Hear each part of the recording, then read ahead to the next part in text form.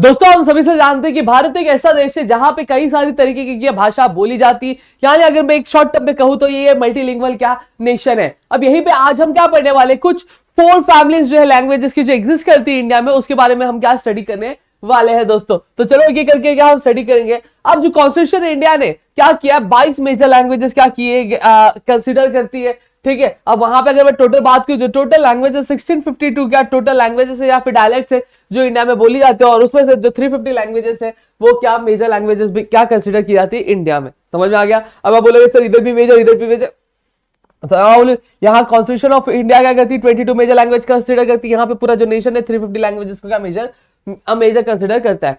अब ये जो लैंग्वेजेस जो इंडिया में बोली जाती है ये 4 फैमिली से बिलोंग करती है, ठीक है। कौन सी चलो देखेंगे। अब सबसे पहले आता है Indo Aryan family of languages, ठीक है। ये बहुत ही इंपॉर्टेंट फैमिली आपके इंडियन लैंग्वेजेस की। ये सारे जो मेन लैंग्वेज यानी प्रिंसिपल लैंग्वेजेस आपके नॉर्दर्न और वेस्टर्न के, नॉर्दर्न और वेस्टर्न मतलब क्या हो गया, ये वाले पार्ट के और ये वाले पार्ट में क्या ये लैंग्वेजेस क्या बोली। जैसे अगर मैं बात करूं आपके हिंदी, मराठी, बंगाली, उर्दू, गुजराती, पंजाबी, सिंधी, कश्मीरी, उड़िया, कोंकणी, संस्कृत, पहाड़ी, राजस्थानी, बिहारी, असामीज और बहुत सारे जो लैंग्वेजेस है क्या बोला जाता है। अब यहाँ पे बात करूं तो ये जो लैंग्वेजेस है इंडिया की जो टोटल पॉपुलेशन, इंडिया की टोटल पॉपुलेशन में 72% जो लोग हैं इस तरह की भाषा का क्या उपयोग करते हैं यानी यूज करते हैं दोस्तों। समझ में आ गया। अब चलो आगे बढ़ते हैं।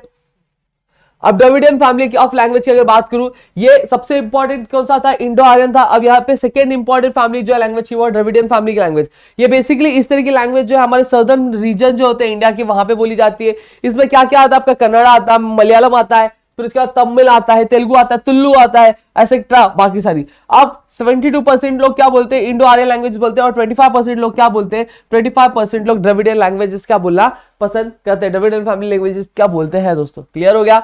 अब चलो आगे बढ़ेंगे। अब आगे अगर मैं बात करूं तो तीसरा है Sino Tibetan family of language, ठीक है। ये क्या north Bihar, north Bengal, north Assam, ठीक है। अब इंपॉर्टेंट लैंग्वेज जो इस ग्रुप के है वो इंक्लूड करता है आपके सिक्किमीज, लद्दाखी, शेरपा, बोडो, नागा, मणिपुरी, त्रिपुरा यानी त्रिपुरी, और ऐसे बहुत सारे लैंग्वेजेस क्या यहाँ पे आते हैं। और इन्हें क्या और ये क्या किया जाता है, इंडो आर्यन लैंग्वेजेस क्या कंसिडर, ये इंडो आर्यन लैंग्वेज से भी क्या पुराने क्या कंसिडर किया जाता है। अगर आपको फिल द ब्लैंक्स आया फिर ये आया क्या बोलते हैं स्टेट द सॉरी ट्रू और फॉल्स आया, तो अगर आपसे पूछा जाए कि Sino Tibetan language is considered to be the older than the Indo Aryan language, तो आपको क्या लिखना है, ट्रू लिखना है। क्लियर हो गया।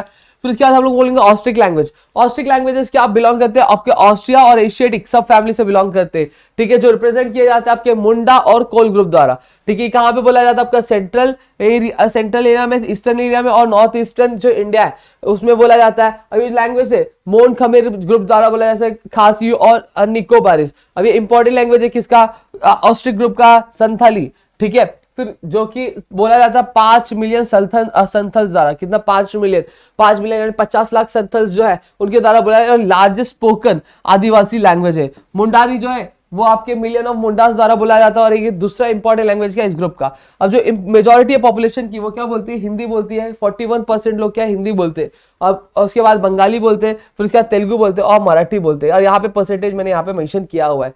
क्लियर हुआ। अब यहां पे अगर बात करूं तो हम सभी से जानते हैं कि हमें ईयर 1947 में क्या हमें अंग्रेजों के से क्या मिली, आजादी मिली। अब कई सारे जो स्टेट्स है हमारे इंडिया में वो क्या हुए, लैंग्वेज के बेसिस पे क्या डिवाइड किए गए। जैसे मैं बात करूं महाराष्ट्र एक ऐसा राज्य है जो लैंग्वेज के बेसिस पे डिवाइड हुआ था। वहीं अगर मैं बात करूं आपके गुजरात की अगर बात करूं, महाराष्ट्र और गुजरात पहले एक हुआ करते थे, फिर वो अलग हुए। फिर पंजाब की अगर मैं बात करूं तो पंजाब और आपका जो हरियाणा है वो क्या डिवाइड हुआ था दोस्तों। समझ में आया, देखो यही लिखा हुआ है, in India the states are formed mostly on the basis of language, even after independence some states were created on the language basis. For example Punjab, फिर Punjab and Haryana, Maharashtra and Gujarat. Clear हो गया, कुछ दिक्कत नहीं होनी चाहिए मेरे ख्याल से। अब जो ऑफिशियल लैंग्वेज है इंडिया का, ऑफिशियल लैंग्वेज जो इंडिया का वो हिंदी है, लेकिन यहाँ पे इंग्लिश जो है आपका एसोसिएट लैंग्वेज। आपको कभी पूछा जाए इंडिया का ऑफिशियल लैंग्वेज क्या, हिंदी बोला करो, और इंग्लिश क्या इसका एसोसिएट लैंग्वेज है। अब जो ऑफिशियल लैंग्वेज का बिल इंट्रोड्यूस किया गया था लोकसभा में ईयर 1963 में।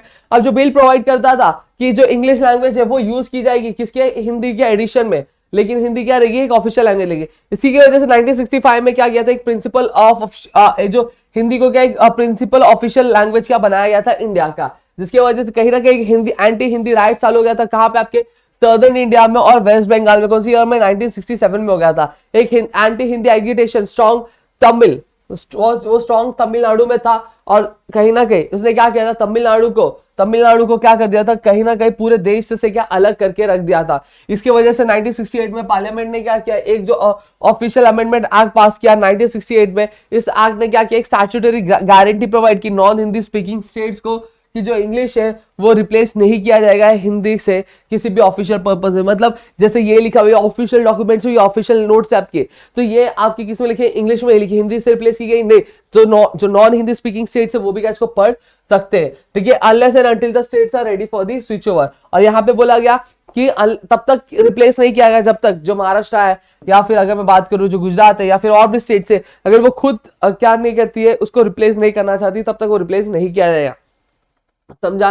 फिर उसका जो एडॉप्शन था बिल का हुआ, एंटी इंग्लिश राइट्स हो गए कहाँ पे, नॉर्थ इंडिया वाले पार्ट में, ठीक है। अब यहाँ पे वापस एंटी हिंदी राइट्स क्या सॉदर्न स्टेट्स में क्या इस वजह से चालू हो गया। तो मेरे ख्याल से इतनी चीज आपको समझ में आ गई होंगी।